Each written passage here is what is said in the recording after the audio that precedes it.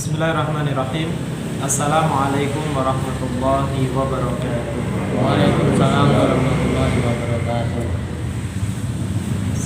Alhamdulillahilladzi arsala rasulahu bil huda wa dinil haqq liyudhhirahu 'alad dini kullihi walau karihal kafirun. Asyhadu an la ilaha illallah wahdahu la syarika lah wa asyhadu anna Muhammadan abduhu wa rasuluhu la nabiyya wa la rasula ba'dah. Wa qala Allah ta'ala fi kitabihil karim, ya ayyuhalladzina amanu ittaqullaha haqqa tuqatih wa la tamutunna illa wa antum muslimun. Wa qala alaihi salatu wassalam, alaikum bisunnati wa sunnatil khulafa'ir rasyidin al mahdiyyin tamassaku biha wa addu 'alaiha bin nawajid. Shadaqallah wa shadaqa rasuluhul karim. Allahumma arhamna bil Qur'an. Amin. Baik, ikhwan, rekan-rekan sekalian yang dimuliakan oleh Allah, kembali kita akan melanjutkan kajian kita, yaitu kajian kitab Adabul Mufrad yang dikarang oleh Al-Imam Al-Bukhari. Dan pada malam hari ini kita akan mengkaji bab yang ketiga. Bab yang ketiga. Monggo silakan dibuka kitabnya di HP masing-masing. Sudah saya share di grup, barangkali kalau sudah masuk grup, yang belum nanti bisa di japri. Pada bab yang ketiga. Jadi dulu di bab yang pertama telah kita kaji secara umum keutamaan berbuat baik kepada kedua orang tua. Kemudian di bab yang kedua, secara eksplisit disebutkan bahwasanya prioritas ketaatan itu adalah kepada ibu. Nah, pada bab yang ketiga, di bab yang ketiga kita akan mengkaji yaitu bab birrul abi, yaitu berbuat baik kepada bapak. Berbuat baik kepada bapak. Kita baca terlebih dahulu. Haddatsana Sulaiman bin Harb.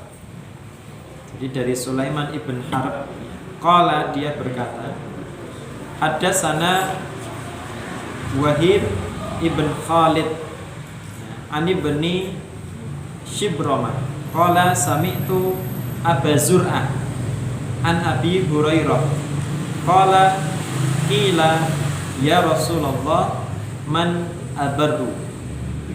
Jadi hadis di bab yang ketiga ini sama dengan hadis yang ada di bab yang kedua.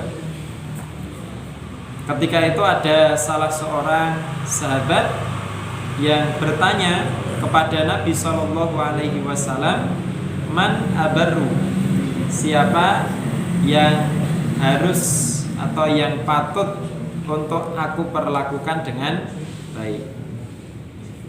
Maka pada saat itu beliau menjawab ummaka. Pertama adalah ibu. Kemudian pertanyaan itu diulang, summaman.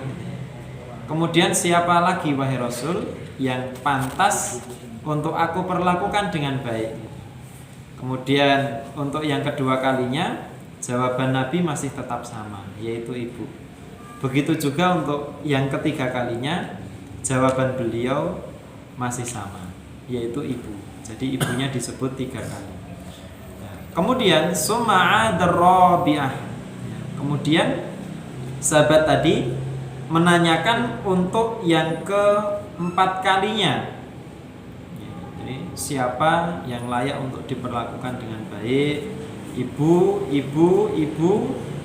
Kemudian di pertanyaan yang keempat barulah Nabi SAW beliau menjawab, qala abaka, yaitu adalah bapakmu. Kalau dulu sudah kita kaji bagaimana pengorbanan seorang ibu itu, ya, beliau yang melahirkan, ya, beliau yang mengandung, beliau melahirkan, dan juga beliau yang menyusui. Ya, itulah perjuangan seorang ibu. Namun kita juga tidak boleh melupakan perjuangan seorang ayah, ya, di mana bapak ini adalah merupakan tulang punggung keluarga. Dan di dalam Islam, ya, seorang laki-laki itu adalah ar-rijalu qawwamuna 'alan nisa. Laki-laki itu adalah merupakan pemimpin bagi seorang wanita. Nah, di antara fungsinya adalah laki-laki itu yang mengayomi, laki-laki itu yang melindungi, ya, dan juga laki-laki itulah yang memberikan nafkah, ya, yang memberikan nafkah. Maka antara bapak, ya, dan ibu itu masing-masing memiliki peran, memiliki tugas yang berbeda. Wa kiswatuhunna bil ma'ruf. Seorang bapak, seorang ayah, ya, memiliki kewajiban, ya, untuk memberikan sandang, pangan, ya, dan juga papan, ya, kepada anak dan juga istri. Maka untuk itu Nabi mengingatkan kepada kita semua, selain kita memprioritaskan, ya, taatnya kita ini kepada ibu, kita juga tidak boleh melupakan perjuangan seorang ayah, seorang bapak. Nah, kemudian di hadis yang kedua, ya, yang ada di bawahnya itu, meskipun hadis ini dinilai dhaif, ya, jadi hadis ini dinilai dhaif, ya, maka antara yang ada dalam kitab aslinya, ya, dengan aplikasi yang ada di laptop saya ini berbeda, karena di sini sudah ada disaring, jadi hanya Shahih Adabul Mufrad, yang dikutip adalah kitab-kitab hadis-hadis sahih. Karena Imam Bukhari ketika beliau mencantumkan hadis ini dalam kitab Adabul Mufrad, ternyata tidak semua yang beliau cantumkan adalah hadis sahih. Ya, hanya saja dalam masalah fadilah amal, ya, keutamaan amal, ya, kita bisa menggunakan hadis-hadis dhaif, ya, selama memang ada penguatnya. Nah, kemudian, ya, di hadis yang kedua, ya, di bab yang ketiga, ya, itu disebutkan haddatsana Bishr bin Muhammad qala akhbarana Abdullah qala akhbarana Yahya ibn Ayyub qala haddatsana Abu Zur'ah an Abi Hurairah.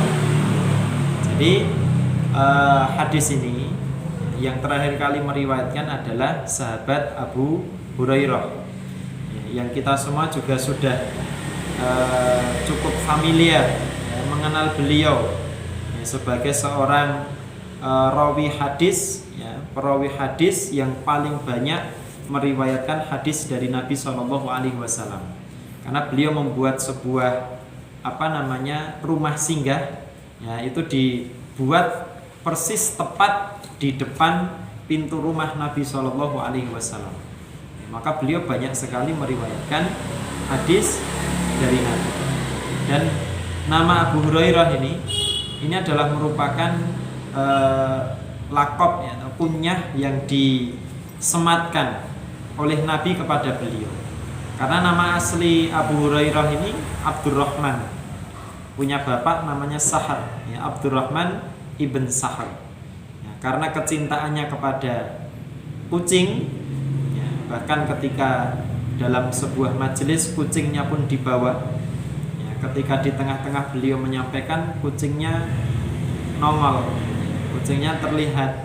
Kemudian Nabi mengetahui dan Nabi mengatakan, anta Abu Hurairah, kamu bapak kucing, bapaknya kucing, karena punya kegemaran memelihara atau sayang kepada kucing. Maka Abu Hurairah ini lebih senang dipanggil dengan panggilan yang disematkan oleh Nabi SAW. Padahal nama aslinya adalah Abdurrahman. Nah, sebelum Abu Hurairah itu ada juga Imam Muhaddis, ini beliau bernama Abu Zur'ah. Haddatsana Abu Zur'ah. Nah, Abu Zur'ah ini ulama hadis yang tawaduknya luar biasa. Ya, pernah suatu ketika beliau ketika itu melakukan perjalanan untuk mencari hadis. Karena beliau kecapean, beliau kelelahan, itu beliau singgah di sebuah masjid.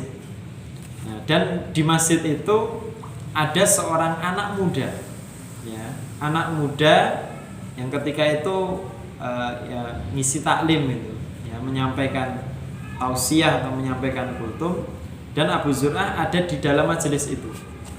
Nah, ketika itu beliau mendengar sebuah hadis yang disampaikan oleh pemuda tadi, dan itu beliau dengarkan dari awal sampai akhir.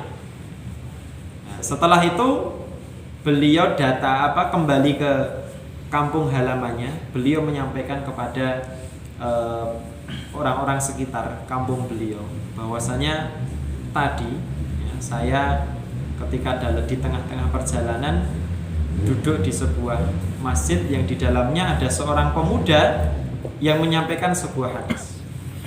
Dan hadis itu sudah saya hafal semenjak pemuda itu tadi belum lahir. Jadi hadis yang disampaikan pemuda tadi sudah dihafal oleh Abu Zur'ah sebelum pemuda itu tadi lahir. Nah, apa pelajaran dapat kita ambil? Ini memberikan pelajaran kepada kita tentang ketawaduan Abu Zur'ah ini.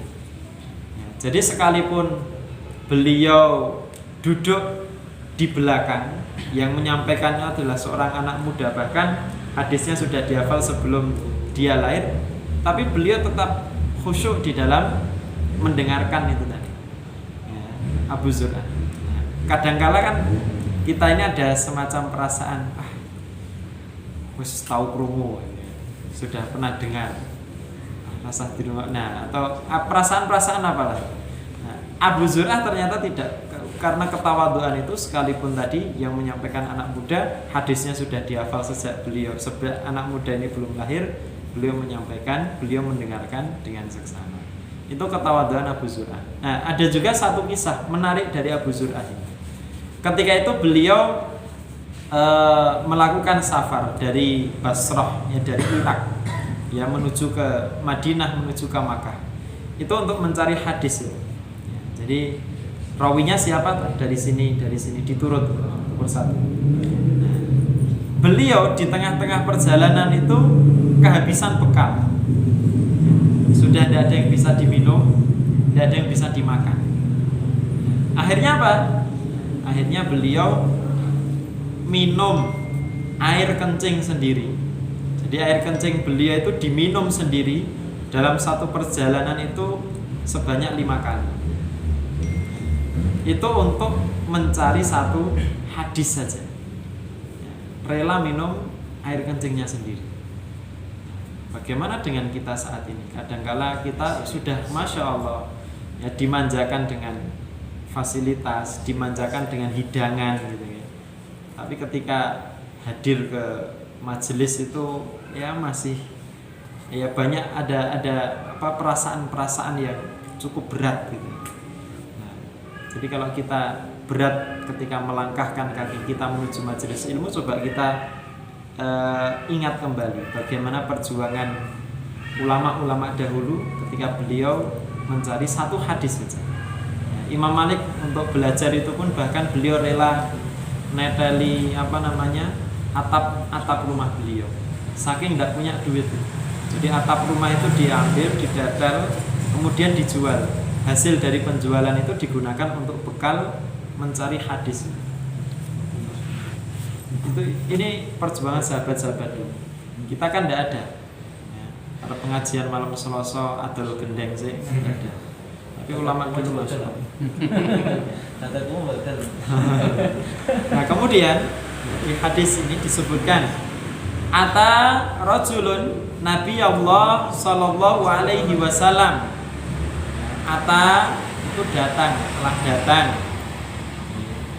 Rajulun seorang laki-laki.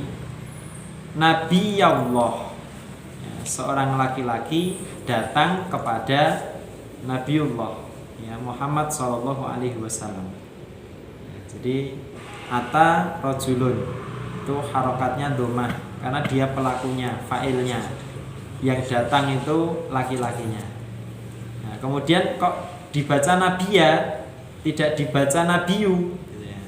Nah, nabiya itu sebagai maf'ul, ya, yang didatangi, ya, maka dia harokatnya fathah. Ini kalau belajar ilmu apa? Nahwu. Jadi apa dadak kok kabeh ora diwaca u kabeh, ora diwaca a kabeh. Nah, ternyata memang ini ada apa namanya kaidahnya. Ada kaidahnya. Nah, faqala, kemudian Nabi SAW bersabda. Dia bertanya, Van, laki-laki tadi bertanya, ma ta'muruni, apa yang engkau perintahkan kepadaku. Ya, jadi ta'muruni itu berasal dari fi'il amara ya'muru. Ya. Ma ta'muruni, wahai Nabi, apa yang ingin engkau perintahkan kepadaku. Qala, apa artinya qala? Ya. Nabi bersabda, Nabi berkata, birra ummaka, berbuat baiklah kepada ibumu. Summa ada faqala, kemudian laki-laki tadi mengulang pertanyaannya, untuk yang kedua kalinya. Siapa yang apa yang engkau perintahkan? Jawaban Nabi sama, birra ummak. Dan yang ketiga kalinya, summa ada faqala, kemudian diulangi lagi, siapa apa yang engkau perintahkan wahai Nabi? Birra ummak, ya, berbaktilah kepada ibumu. Ya, summa ada rabi'ah, kemudian bertanya untuk yang keempat kalinya, ya, dan jawaban Nabi yang keempat adalah birra abaka, ya, berbuat baiklah, perlakukanlah dengan baik bapakmu. Jadi hadis yang kedua ini menegaskan kembali kepada kita semua, selain ibu yang harus kita perlakukan dengan baik, maka bapak juga harus kita perlakukan dengan baik. Bagaimana kita bisa tumbuh besar, ya, kita tinggal di dalam sebuah rumah yang nyaman, kita bisa membeli pakaian, bahkan kita sampai sekarang sudah dinikahkan. Itu salah satunya karena ada apa namanya perjuangan dari seorang bapak. Ya, bapaklah yang memeras keringat dan juga membanting tulang, ya, untuk kesuksesan anak-anak. Maka jangan sampai kita melupakan jasa-jasa seorang bapak.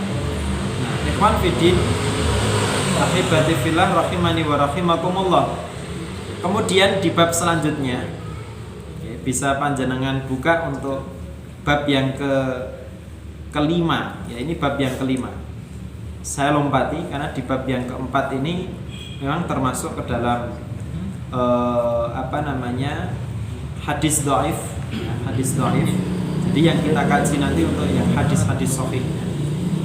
Di bab yang kelima, yaitu adalah bab layyinul kalam liwalidayhi, yaitu bab layyin wa qulu qawlan layyinan. Layyin itu lemah lembut. Jadi bab lemah lembut liwalidayhi, ya, al-kalam itu perkataan, lemah lembut dalam berbicara liwalidayhi, kepada kedua orang tuanya.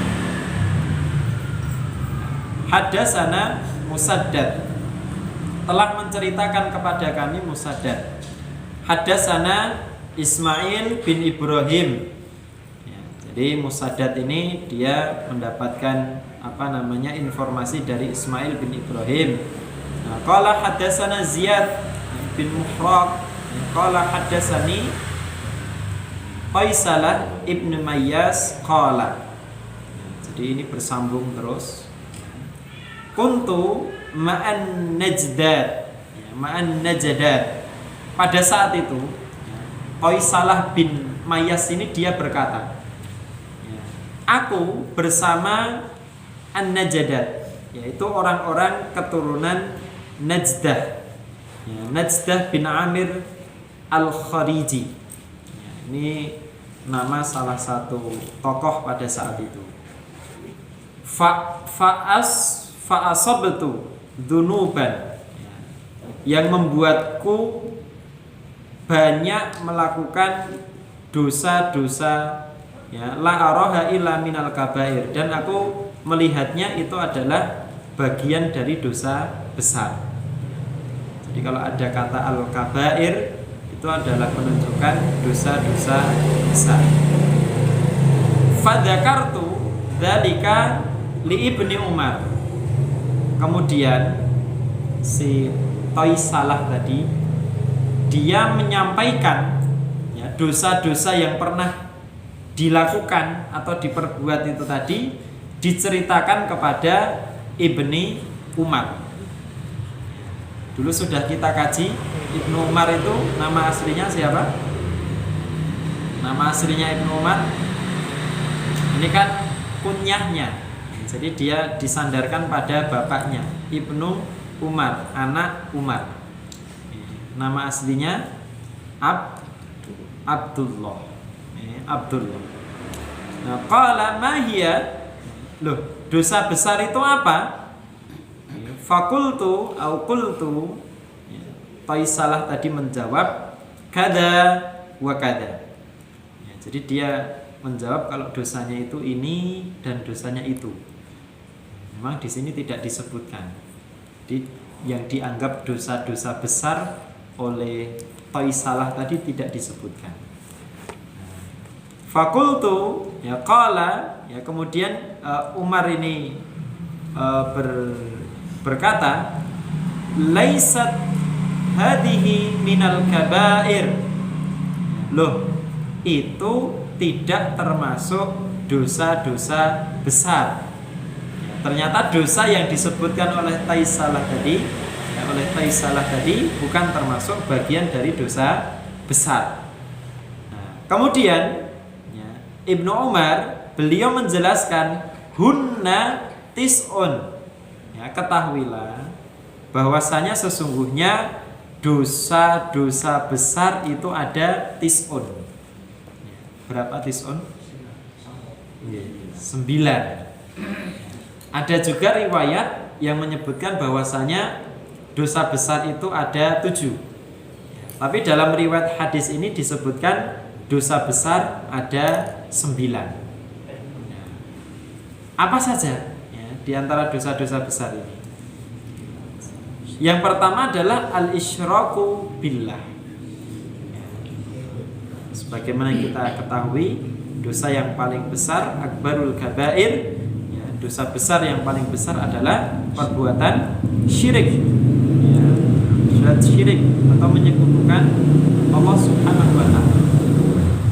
Jadi syirik itu di satu sisi dia meyakini adanya Allah, tapi dia menyekutukan Allah dengan yang lainnya.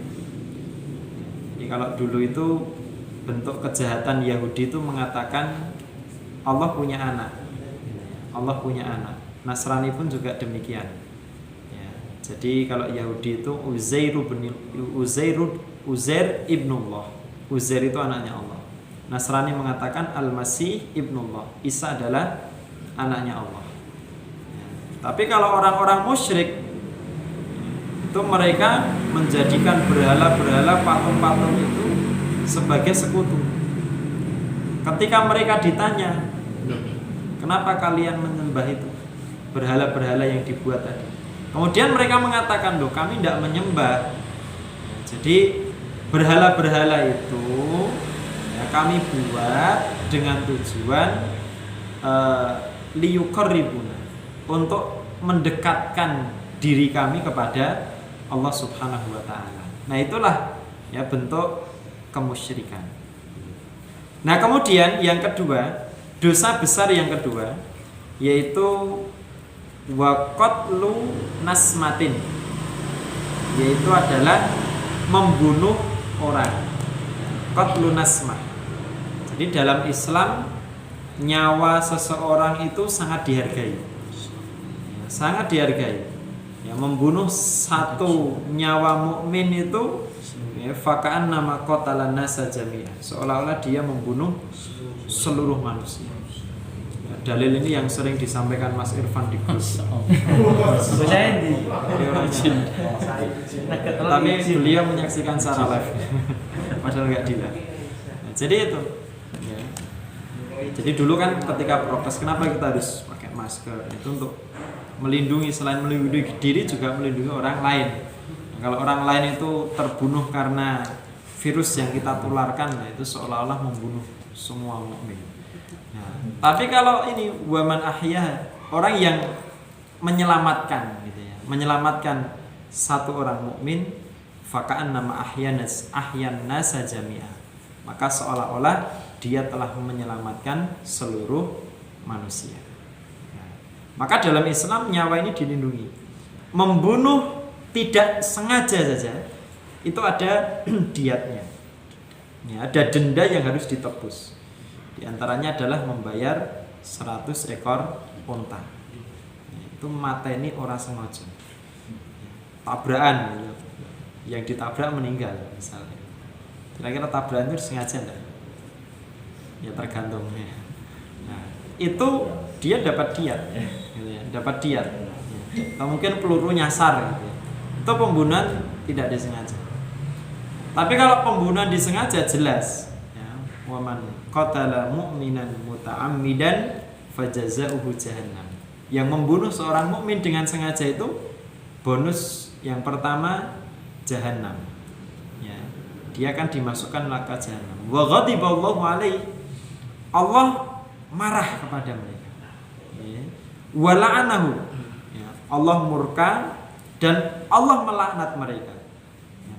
Wa a'adda lahu adaban alima, dan dia akan disediakan adab yang sangat pedih. Ya, itu 4 bonus sekaligus. Ya.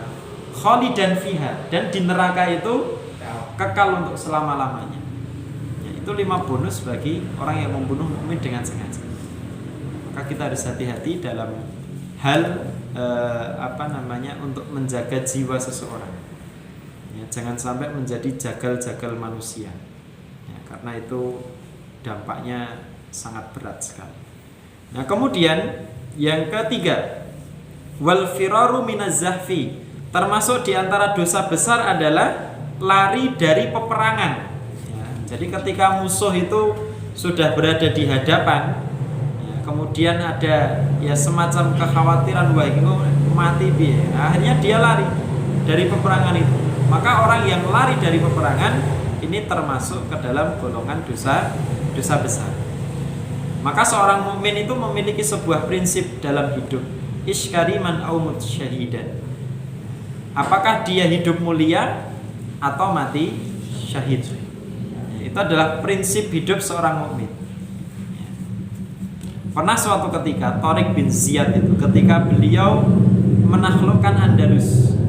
Jadi Tariq bin Ziyad, beliau menaklukkan Andalusia ketika itu harus menyeberangi lautan. Sesampainya beliau, ya, jadi kapal itu bersandar, kemudian pasukan semua turun. Ya, beliau memiliki satu strategi perang. Apa strateginya? Supaya pasukan ya, tidak firor, tidak lari, tidak kabur, maka seluruh kapal-kapal itu dibakar ya, oleh Tariq bin Ziyad. Setelah kapal ini dibakar, beliau berpidato di hadapan para prajuritnya. Ainal mafar, kata beliau. Ayo, kalian mau lari kemana? Ya, mau kabur kemana kalian? Ya. Al-bahru wara'aka wal adu'u amamaka.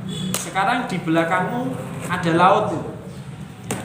Ini Arab melarikan diri yo jeburo segoro.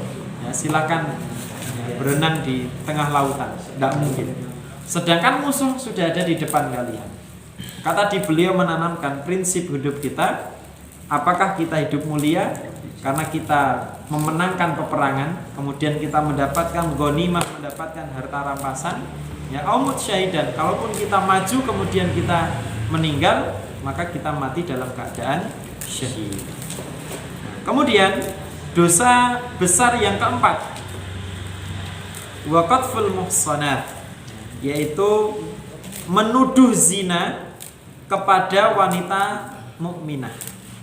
Ya, jadi wanita yang baik namun dituduh berbuat zina, padahal dia tidak bisa mendatangkan saksi dan tidak bisa menunjukkan bukti. Ya, jadi tuduhan itu harus disertai dengan saksi dan bukti. Ya, kalau tidak, ya, maka tuduhan itu adalah termasuk dosa besar. Kemudian yang kelima, ya, dosa besar yang kelima adalah wa aklur riba, ya, memakan harta riba. Memakan harta riba. Nah, ini yang patut untuk kita waspadai ayyuhal ikhwah, ya, di mana Nabi SAW menjelaskan kenapa umat ini, ya, kenapa umat ini dalam keadaan hina, gitu. Kenapa umat ini mereka jauh daripada petunjuk. Salah satunya karena idza tabaya'tum bil inah, mereka sudah tersibukkan dengan transaksi jual beli menggunakan sistem riba ya.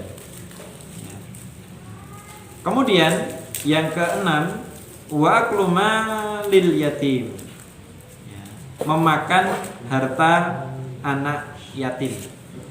Nah, ini juga kita harus berhati-hati ketika diberikan amanah, ya, untuk mengasuh, ya, atau mungkin mendidik, ya, atau mungkin membiayai anak yatim, ya, dari harta peninggalan bapaknya, ya, atau mungkin ibunya, ya, maka harus dijaga dengan baik, tidak dicampurkan dengan harta kita, ya, kecuali apabila pencampuran harta itu dengan maksud dan juga tujuan untuk dikembangkan, ya, maka diperbolehkan. Tapi kalau untuk dimakan, dikonsumsi secara pribadi, maka dilarang di dalam Islam.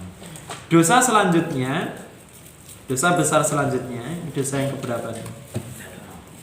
6, 7. Ya, 7 ya. Wa ilhadu fil masjid, ya, yaitu melenceng di masjid. Melenceng di masjid ini artinya dia tidak memfungsikan masjid itu sebagaimana fungsinya. Jadi misal pada saat itu ada yang disebut dengan masjid dirar, ya.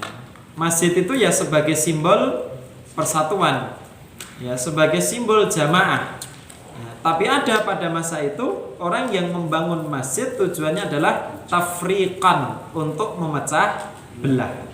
Nah, ini adalah bagian dari ilhad, ya, yaitu melenceng dari masjid itu. Bukan softnya yang menceng, karena itu bagian dari ijtihad. Nah, kemudian walladzi yastakhir, ya, dan juga orang yang suka menghina. Nah, ini dosa besar yang ke-8. Ya, yastakhir, alladzi yastakhir, yaitu suka menghina, ya, atau menjelek-jelekkan orang. Ini adalah dosa besar, namun sebagian di antara kita menganggap dosa kecil. Ya, alladzi yastakhir.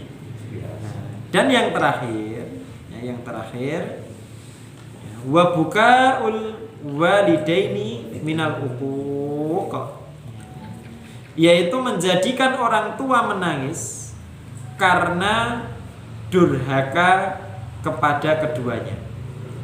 Jadi tatkala orang tua kita ini menangis disebabkan karena tingkah laku kita maupun perbuatan kita, ya, maka kita telah melakukan sebuah dosa besar.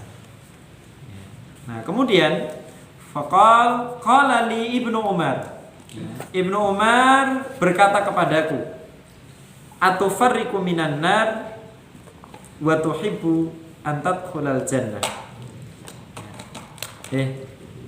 Toisalah. Jadi dia, Ibnu Umar tanya kepada Toisalah tadi yang bertanya. apakah kamu takut ya, dari neraka? Atau tufarik itu mau ndak kamu dijauhkan dari neraka? Wa tuhibbu an tadkhulal jannah, apakah kamu senang kalau dimasukkan ke dalam surga?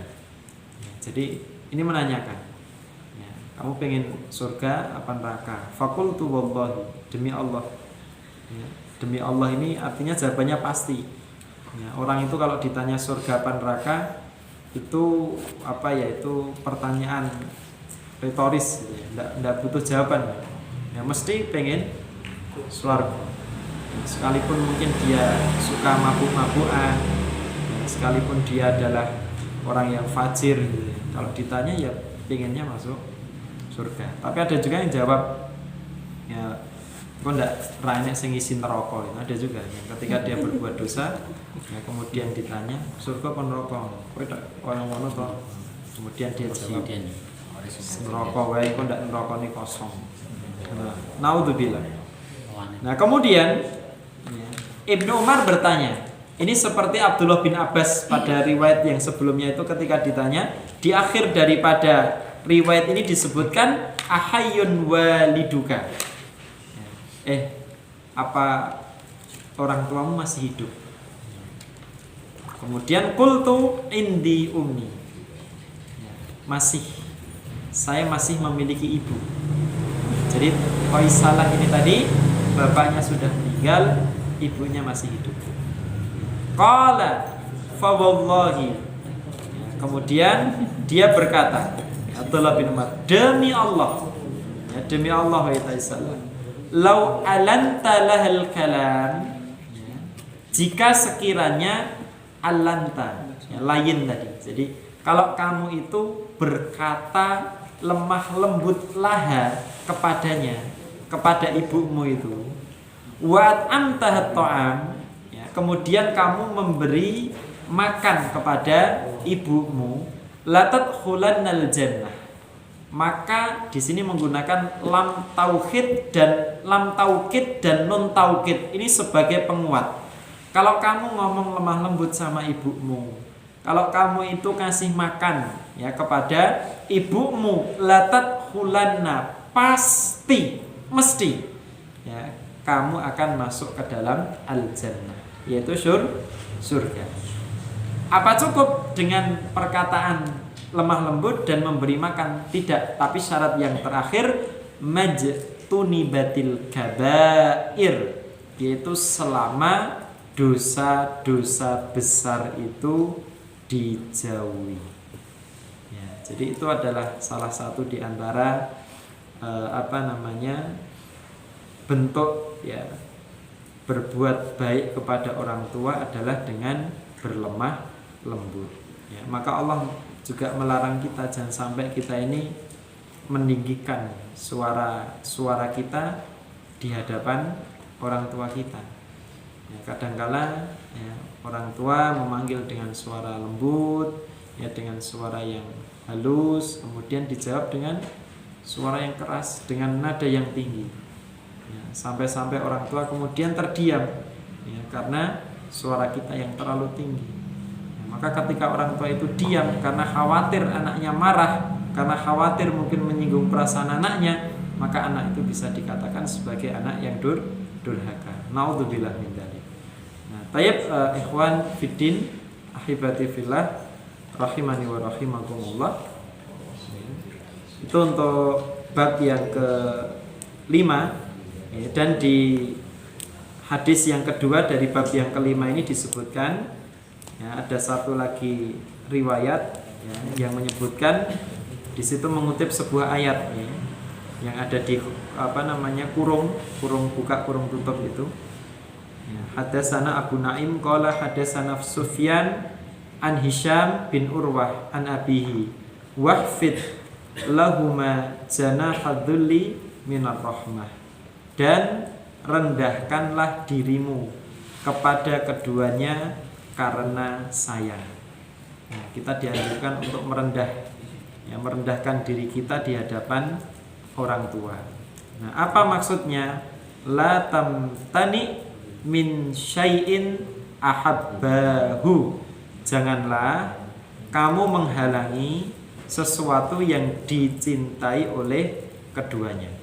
Selama yang disenangi, yang dicintai, yang disukai oleh orang tua itu adalah merupakan sesuatu yang baik, maka kita sebagai seorang anak wajib ya untuk mewujudkan ya apa yang menjadi kesenangan orang tua itu.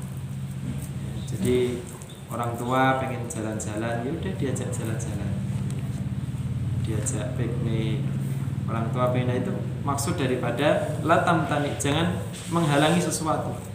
Ya, kecuali kalau memang sesuatu itu memberikan dampak yang tidak baik.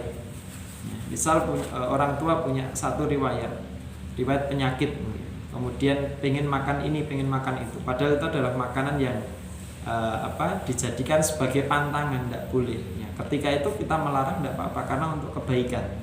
Tapi kalau yang diinginkan itu adalah merupakan sebuah kebaikan, maka sebagai seorang anak tidak layak dan tidak pantas untuk menghalangi apa yang disukai, apa yang dicintai oleh kedua orang tua. Ya, tayyib, ikhwan, rahimani wa rahimakumullah. Mungkin tidak berpanjang lebar ya, 1 jam ya, kita mengkaji untuk 2 bab sekaligus. Yang pertama adalah birrul ab, berbuat baik kepada bapak, dan yang kedua adalah berkata lemah lembut kepada kedua orang tua.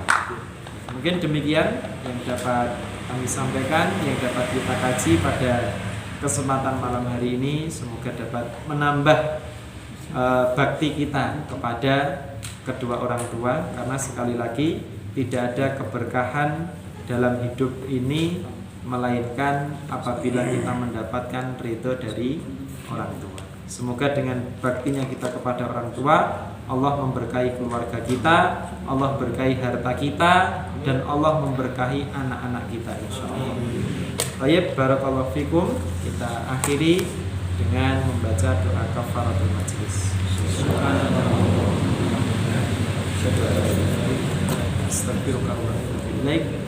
Jazakumullah ahsanal jaza. Wassalamualaikum warahmatullahi wabarakatuh.